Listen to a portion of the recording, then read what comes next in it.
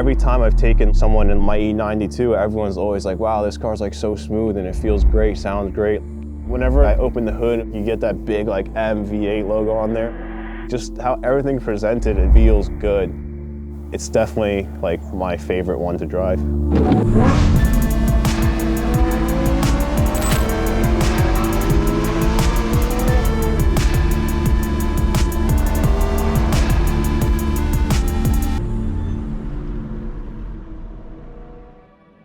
Originally, I got into cars because my dad was a mechanic, but because of that, it made me not want to get into cars. I always saw my dad coming home late, working hard. If he told me he'd be coming home at like 4 and it was 8, I would freak out because I didn't know if a jack collapsed on my dad and like I had no way of really reaching out to him. So I just trusted that he would have to come home. When I was in high school, 240s had become my dream car for a while. One day I saw a 240 for sale in Ohio. The very next day, my friend Mark and I drove all the way to Ohio with a trailer and bought this 240, brought it back. My dad and I, we just went around refreshing the entire car. And after we built it up, I couldn't stop thinking about cars. Growing up poor and as immigrants, I didn't want to get into cars because everyone always respects white-collar workers in terms of their title and their salary. Traditional Asian stereotype led me to want to become like a doctor, lawyer, and I went on to college for a bio degree. I went on to graduate, but immediately after I got a job as like a lube tech, so I was just doing like oil changes and whatnot. At that point, I had already been so deep into 240s and I started working on like 300ZXs. I was already doing like engine swaps, like big things. One day when this place came up for rent, my friend texted me. He was like, yo, like you should check this place out. It's like a legitimate like repair shop type deal. And that's how I ended up being a mechanic, I guess. And this became like my career. I was all about JDM cars and I think I ended up burning out. We had just seen them so many times that like I felt monotonous. So I started branching out into other cars and for some reason I picked BMWs.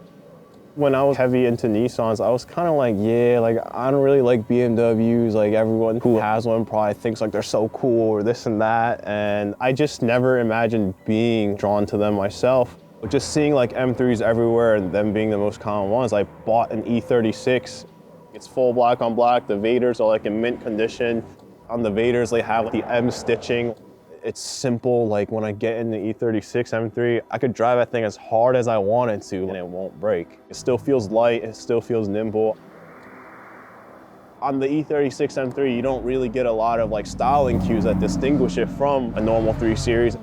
When the E46 came, it was like, dude, you can't bolt on a quarter panel, so like no one can make a replica M3 without a lot of work. I actually bought it from an investment aspect, so I was like, these cars are gonna go up. What I like the most about it is its ability to rev. They make good power, they don't feel like a slouch down low. I really like the way they sound, like especially when they're revving really fast, it's just like a really raw feeling type of sound. Like it feels like it's working and it's like working well. It puts you back in your seat and it puts a smile on your face every single time.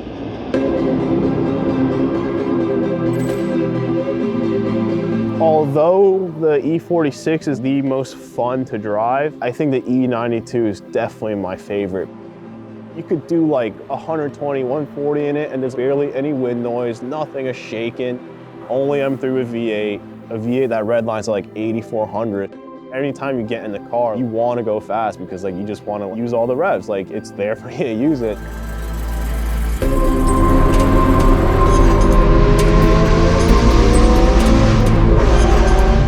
I was always one of those guys who was like, yeah, like I'm not gonna go to a track. I'm just gonna have nice cars, I'm gonna drive them and that's it. Like I am legitimately addicted. Like I want to start buying like track gear, take some classes and just like find out the limits of the car.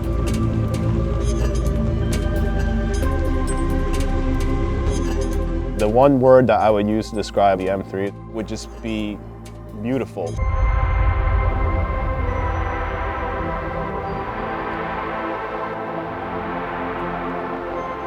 It's definitely like a feeling of accomplishment, a validation of a sort. I don't really talk to him about it, but I can only assume he's proud. Like I hope he's proud.